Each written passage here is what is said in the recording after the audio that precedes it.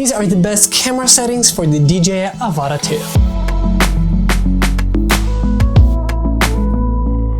In today's video, I'm gonna go over the best settings for the DJI Avata 2, so you can get as much from this drone as possible. The aspect ratio I would set at 4:3. Thanks to this, you're recording for both horizontal and vertical videos. It's gonna look a little bit more squarish, but thanks to this, you can really cut out depending on where you're gonna post this video and just have overall much more flexibility in post-production with that footage. Also, it records more data for post-production stabilization, which I'm gonna go into details in a little bit. But basically, you're giving the software to stabilize it in post-production on your computer a little bit more data to move the footage around to make it look as good as possible. As for resolution and frame rate, I know a lot of professionals are gonna say 4K 30 frames per second, but I will say I would rather go for 4K 60 frames per second and with 120 shutter speed. Essentially, you want to double your frame rate, so when we are recording in 4K 60 frames per second, that means we want to have double the shutter speed to have that natural motion blur. But for this, you need ND filters for your DJI Avata. But if you don't have the ND filters, set the shutter speed at auto. You're not gonna have that much motion blur, but to have that, you need to have those ND filters so that you can bring down the shutter speed as much as possible.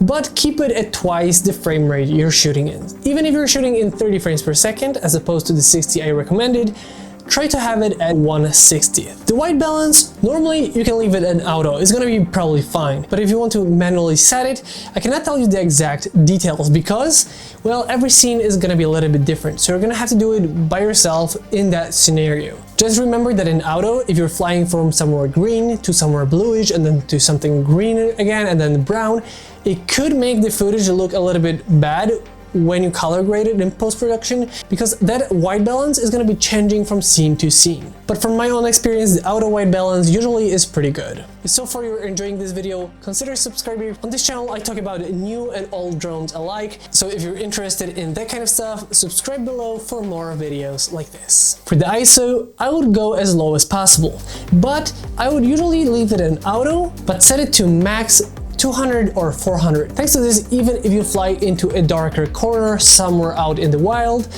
you're not gonna be pretty much blind. You're still gonna see because the ISO is gonna go up while all the other settings like the shutter speed are gonna stay consistent. For both footage and your own viewing from the goggles is gonna be good to go. As for the camera field of view, I would suggest you go for wide. If you go for ultra wide, you're not gonna have the gyro data, and with wide, you have that gyro data for post-production stabilization. And in terms of post-production stabilization, on this drone, I will turn the stabilization off. Thanks to this, we're gonna record the gyro data into the footage, and then later on in post-production, you can drop that footage into GyroFlow, which is a software where you can actually stabilize it in post. It's a free software for you to download. Thanks to this, you're gonna have great stabilization in post-production, and you're gonna have more control over how strong the stabilization is gonna be. And last but not least, for the picture profile, I will go for D-Log-M.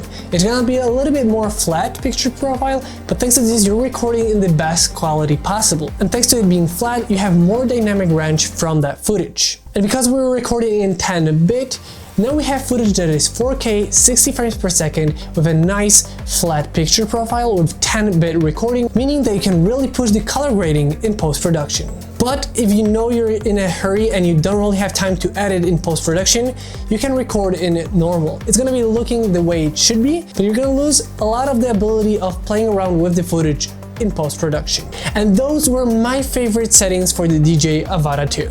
And with that being said, that's gonna be the end of today's video. I hope you guys enjoyed this video. If you did, don't forget to like, comment, and subscribe. I hope you guys enjoyed this video once again, and I'll see you next time.